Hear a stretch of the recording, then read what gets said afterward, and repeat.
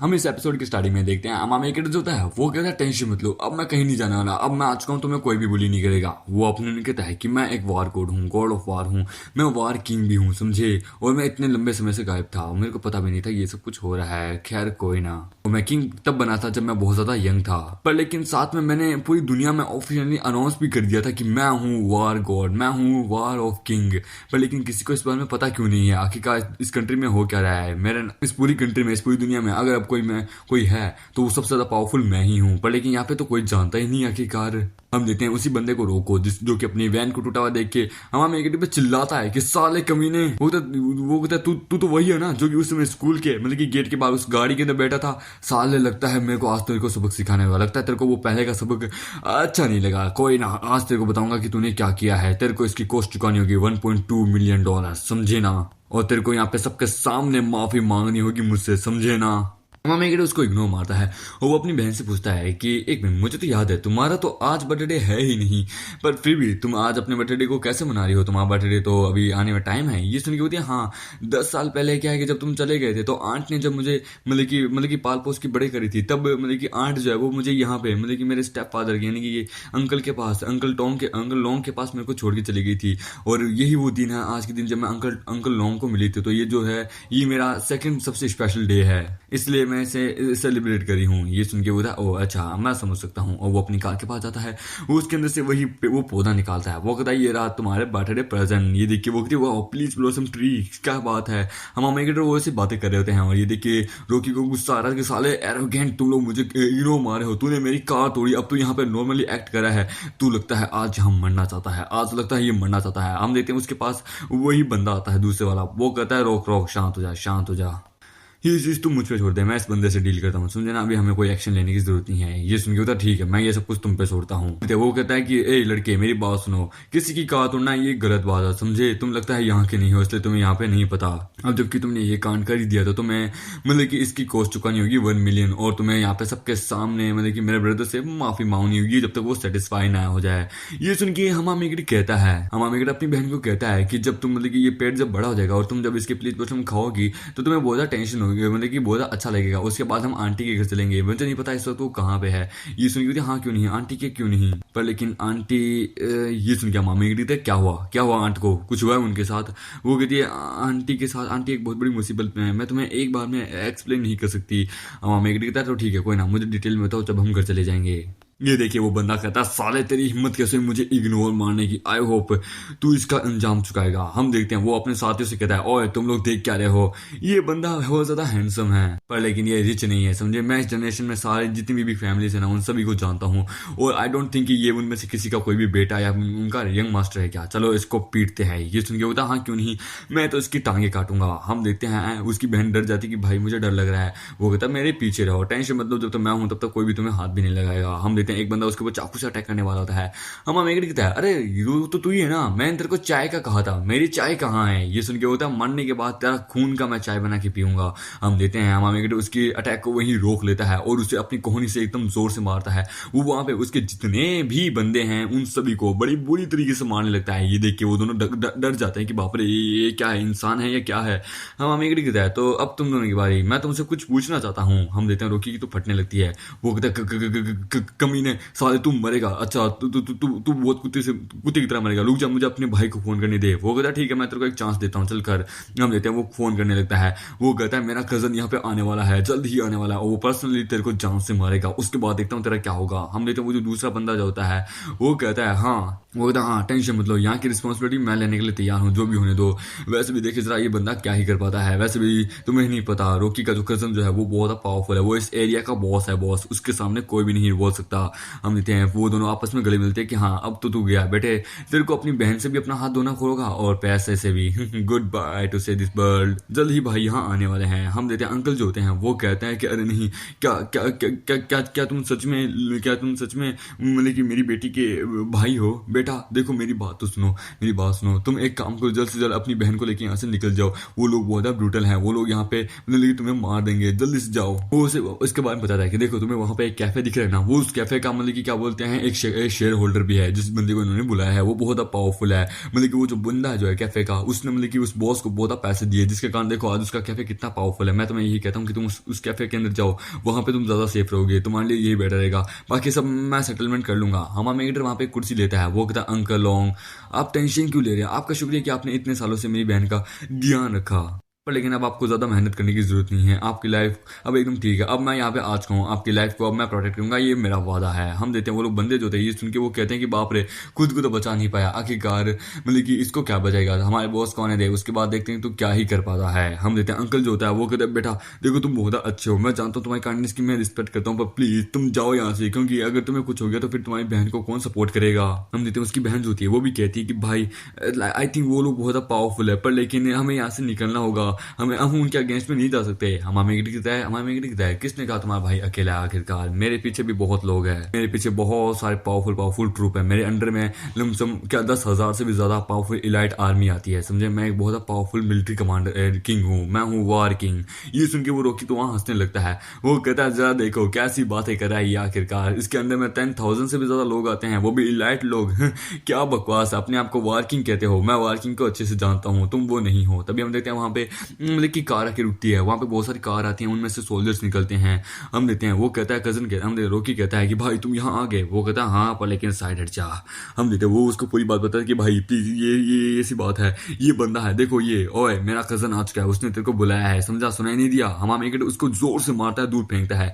ये देखिए डाजी जो होता है वो कहता है ओए कमीने तेरी हिम्मत कैसे हुई आखिरकार मतलब कि बेदर रोकी को यहाँ मारने की, लगता है तू आज अपनी जिंदगी से हाथ धोने वाला है। पर हमारा मेगेट उसको भी जोर से मारता है और दूर कर देता है। हम देखते हैं रोकी कहता है भाई तुमने देखा ये बंदा कितना ज्यादा क्रेजी किस्म का इंसान है, इसको मारो। वो कहता है तू कमीने, क्या तुम मेरे सामने बहुत ज्यादा उछलने की कोशिश कर रहा है क्या, तो एक अभी सबक सिखाता हूँ, समझ गए मेरी बात, तुम लोगों को क्या करना है।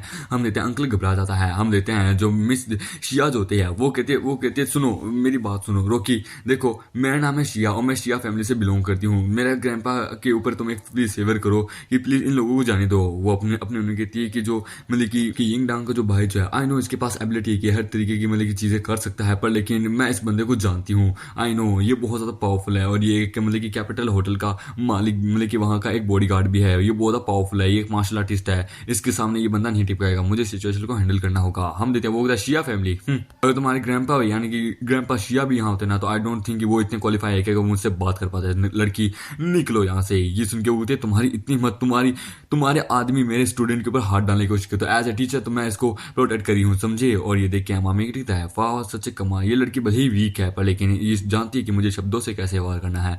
मामी की है टीचर सिया आपका शुक्रिया कि आपने मेरी बहन की बहुत प्रोटेक्शन की है, पर लेकिन इन फ्यूचर अगर आपको किसी चीज की जरूरत है तो मुझे बुला लीजिएगा। ये सुन के वो थे अपनी बकवास बातें बंद करना बंद करो, इनके सामने माफी मांगो और चलो यहाँ से, क्योंकि मुझे नहीं लगता कि अब तुम्हें यहाँ पे कोई बचा सकता है क्या। हम देखते हैं वो जो बंदा होता है कजन, वो मतलब कि अपना खाना खत्म करके अब हमारे मेगेट के पास आता है कि साले कमीने तू आखिरकार अपने आप को समझता क्या है, लेकिन जैसे ही वो हम उसको देखते हैं, ये और को नहीं, ये मतलब कि कैप्टन होता है, मतलब कि बॉडीगार्ड्स का जो कैप्टन जो होता है ना, जो कि होटल में मार खाई थी, ये वही होता है। ये देखिए वो डैम इट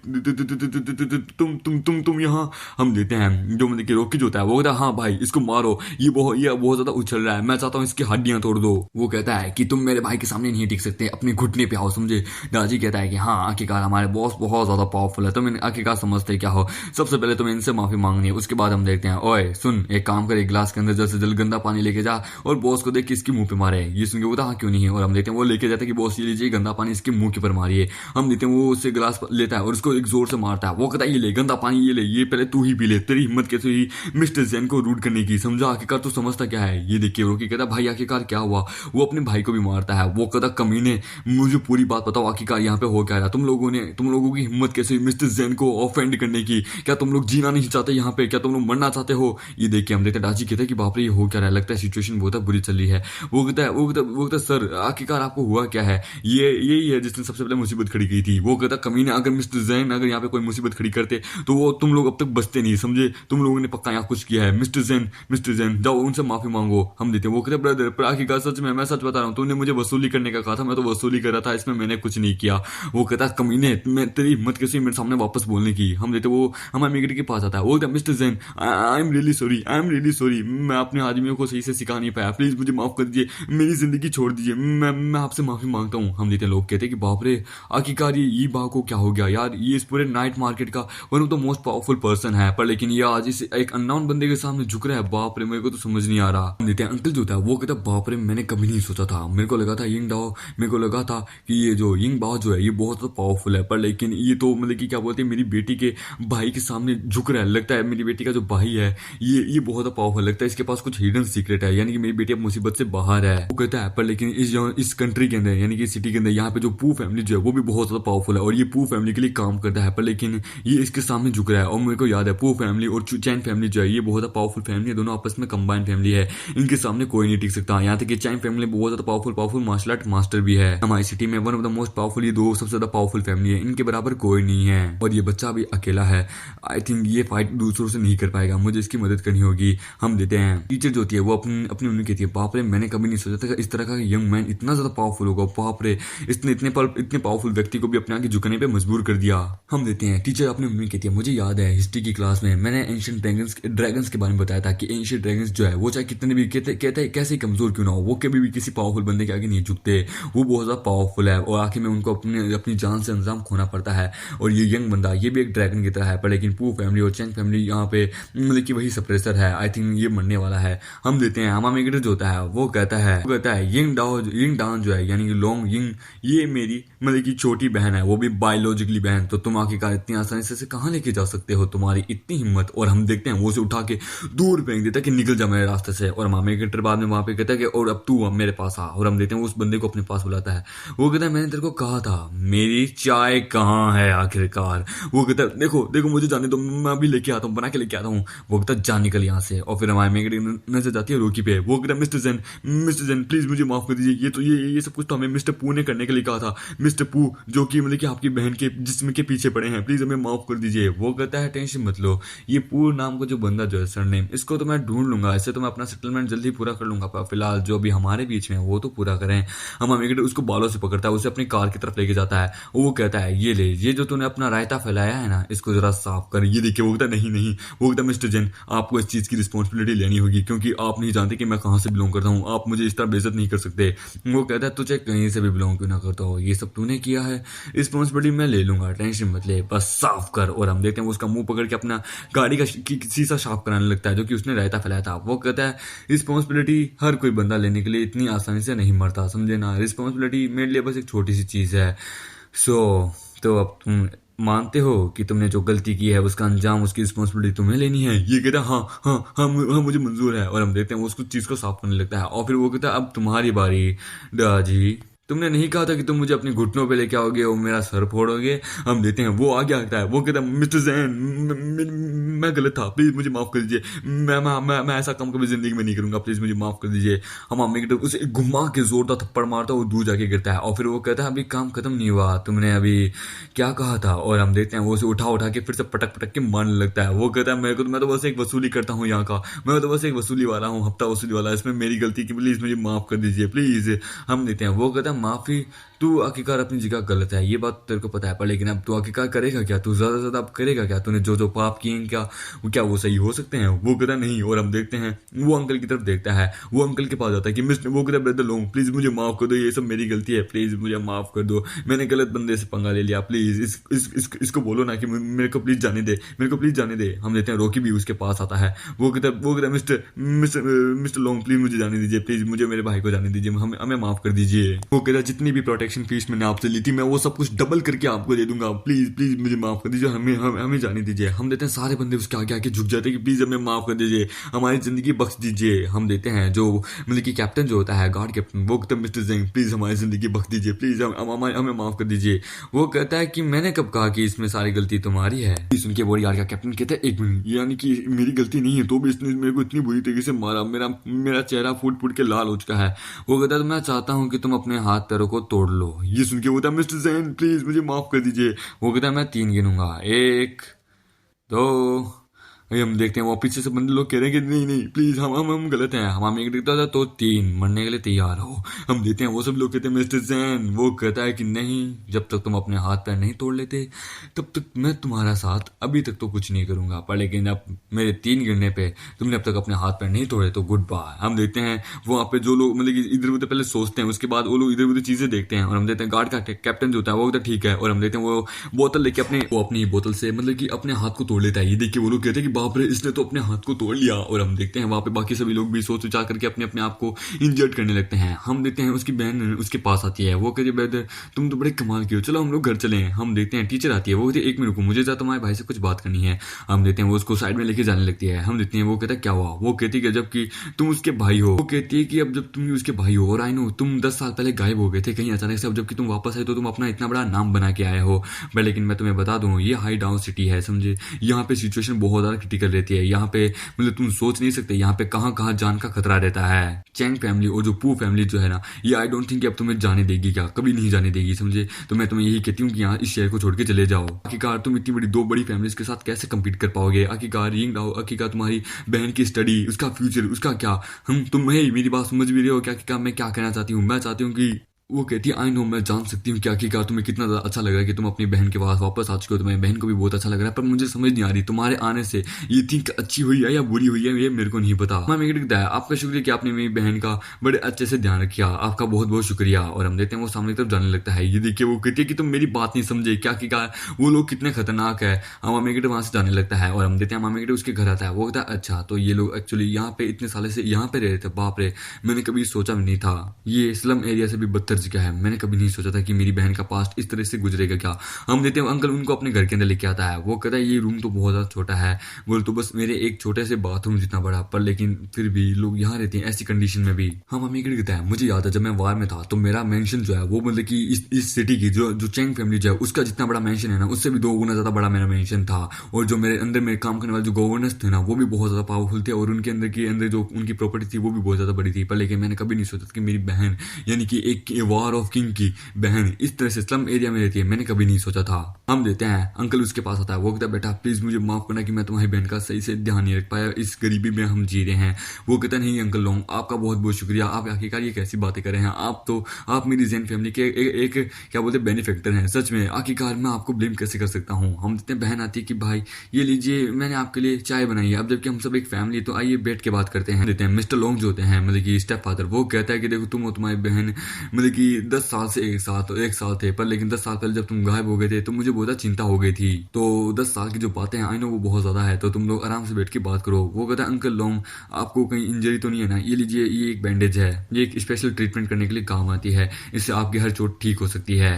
मामी कहता है वो मिस्टीरियस मैन जो कि मुझे लेके चला गया था वो एक एल्केमिस्ट मास्टर भी था, उसने बहुत सारी एल्केमी की चीजें मुझे सिखाई थी, जिसके कारण क्या है उसने मुझे बहुत सारी मेडिसिन का ज्ञान दिया और कुछ मेडिसिन भी उसने मुझे दी थी। इतने सालों में जो ब्लडी बैटल जो हुई थी उसके अंदर जो मैंने जितनी सफरिंग मैंने झेली थी, जितनी पेन मैंने झेला था, वो सब तो बस एक छोटी सी चीज है, और वो सब सह के ही मैं इतना ज्यादा पावरफुल बन गया था।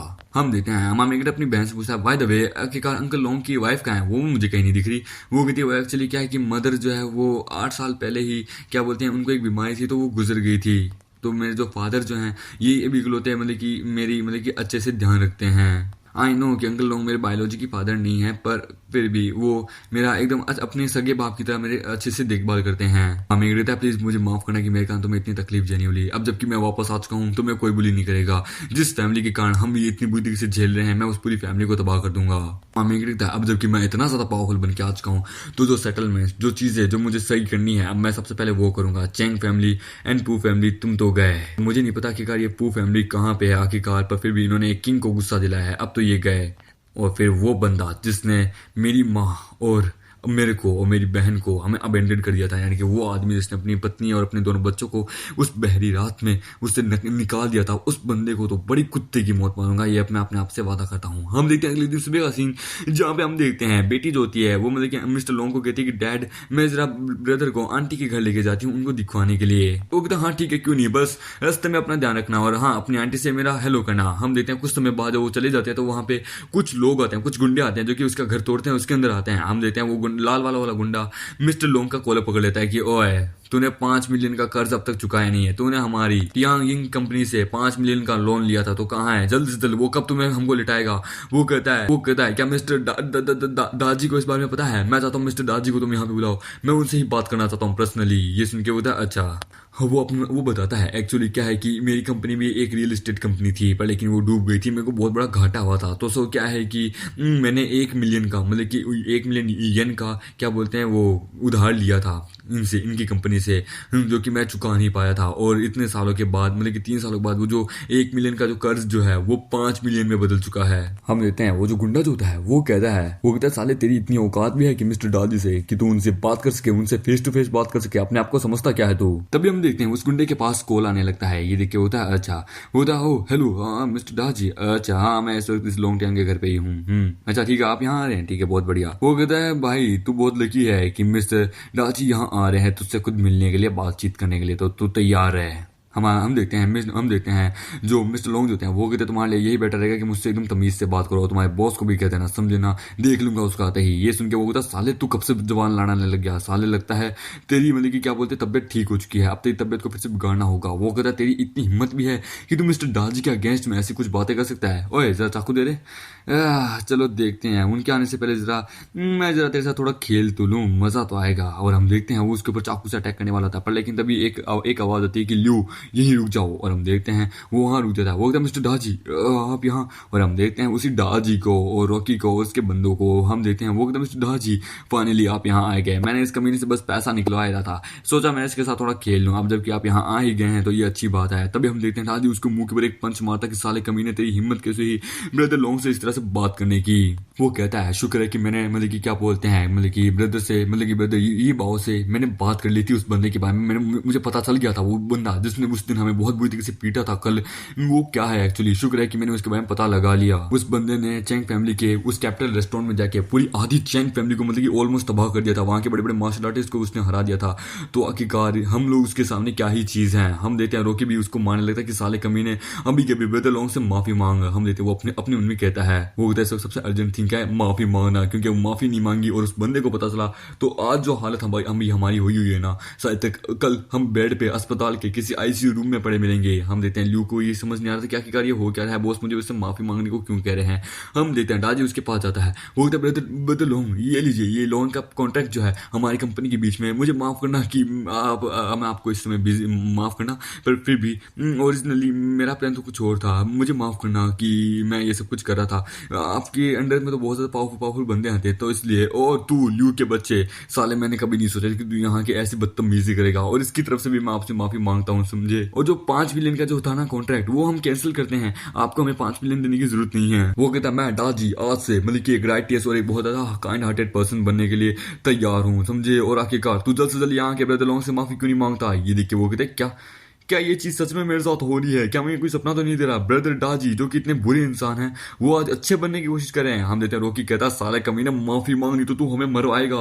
हम देते हैं वो कहता है मिस्टर लॉन्ग मुझे माफ कर दीजिए कि मैंने आपको ऑफेंड किया, प्लीज मुझे इग्नोर मारिए, मुझे माफ कर दीजिए। हम देते हैं हमारे लॉन्ग भी मतलब की चीज का फायदा उठा के उसके गाल पे वो चमेट मेर देते हैं। वो कहते हैं प्लीज मुझे माफ कर दो, मुझे माफ कर दो। हम देते हैं वो कहता है इस समय का तो मैं बहुत लंबे समय से इंतजार कर रहा था, मैं इसके प्रति हद से ज्यादा गुस्सा हूँ, इसको मैं बहुत मारूंगा। और हम देखते हैं कुछ समय बाद जहाँ पे हम देते हैं वो लोग बैठे होते हैं। हम देते हैं जो दाजी जो होता है वो कहता है लोग प्लीज कल के लिए मुझे माफ कर देना, और ये लो जो तुम्हारा जो कि मैंने जितना भी पैसा तुमसे लिया था ये लो ये तुम्हारा सारा पैसा। वो कहता है कल मैंने इसका मतलब कि खाना भी खा लिया था और इससे पैसे भी लिए थे, बाप रे इस बात का कम से कम गुस्सा ना करे। वो कहता है मैं जानता हूँ पर लेकिन ये बोला रेडिकुलस है, मैं इस मनी को नहीं ले सकता, बिल्कुल भी नहीं। ये सुन के बोलता पर क्यों, चलो उस बात को छोड़ो, मिस्टर जैन कहाँ है। वो कहता वो अपनी आंटी के घर गए उनसे मिलने के लिए, मैं तुम्हें उनका एड्रेस दूं। ये सुन के बोलता अरे नहीं इसकी कोई जरूरत नहीं है, बट ये 20,000 युआन तो आप एक्सेप्ट कर लीजिए, कल का जो मैंने खाना खाया था मैंने मेरे भाइयों ने वो उसका बिल है, प्लीज हमें माफ कर दीजिए। हम देते हैं मामे के ट्रो को जो कि अपनी आंटी के घर आए होते हैं स्लम एरिया में। हम देते हैं वहां पे कुछ बच्चे एक बच्चे को परेशान कर रहे थे कि मारो देखो, अरे इसका दिमाग फोड़ दो, वैसे भी इसका दिमाग खाली है। हम देखते हैं वो जो वहां मेन कैरेक्टर की जो बहन जो होती है वो वहां आती है, वो कहती है तुम लोग आखिरकार हिम्मत कैसे हुई मेरे भाई को परेशान करने के लिए, निकलो यहाँ से। हम देते हैं वहां पे क्यूट से छोटे बच्चे को, वो कहता है सिस्टर प्लीज मुझे तो बस एक लॉलीपॉप चाहिए थी। हम देते हैं वो उसको बताती है कि एल्डर ब्रदर ये आंटी का बेटा है, इसका इसका नाम है शाओ और इसकी हालत थोड़ी ख़राब है। वो कहता है शाओ यहाँ आओ, अपनी कज़न से मिलो। वो उससे डर रहा होता है।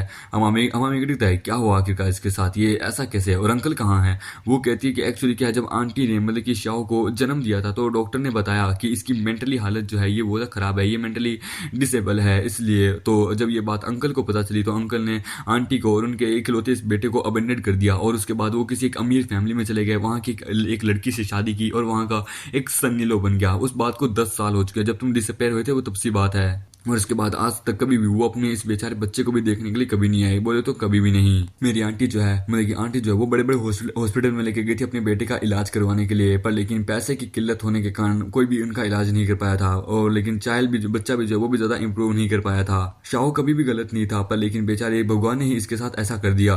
हमारा कहता है मुझे याद है जब मैं छोटा था, जब मैं अंकल के घर आता था यहाँ पे, तो अंकल मेरे को कभी भी लाइक नहीं करते थे। और जब डैड ने मतलब कि मेरे उस बाप ने हमें अबेंडन किया था, तब तो अंकल हमसे सबसे ज्यादा नफरत करने लगे थे, क्योंकि उस समय हम फाइनेंशियली बहुत ज्यादा वीक पड़ गए थे। अंकल को गरीब लोगों से नफरत है और रिच लोगों से प्यार है। जब मेरी मदर और मेरी बहन को लेकर जब हम लोग यहाँ पे आए थे तो अंकल ने हमें बिल्कुल भी ज्वाइन नहीं किया था। आंटी थी इकलौती वो जो कि हमारे साथ एक स्ट्रॉन्ग पोजीशन थी, पर लेकिन मैंने कभी नहीं सोचा था कि साला अंकल भी इस तरीके निकलेगा। सच में एक और आदमी जिसने अपनी वाइफ और अपने बच्चों को मतलब कि अबेंडन कर दिया। I hate that like man. मुझे उस तरीके के बंदों से सख्त नफरत है। हम देखते हैं बहन जो होती है वो अंदर आती है, वो कहती है आंटी देखिए मैं आ गई और देखिए कौन आया है आपसे मिलने के लिए। हम देखते हैं हमारा क्रिकेटर आंटी को देखता है, वो कहता है मुझे डर है कि आंटी शायद तक अभी सही नहीं होगी, पर लेकिन मैं देख सकता हूँ आंटी की हालत तो मेरी बहन से भी ज्यादा खराब है। मैं तो इमेजिन भी नहीं कर सकता कि आखिरकार आंटी और मेरी बहन की जो लाइफ है इसको कितनी ज्यादा बेकार गुजरी है। इनका मतलब कि स्टूपिड बेटा भी है जिसके दिमाग में डिसेबिलिटी है। बाप रे मैं क्या करूँ।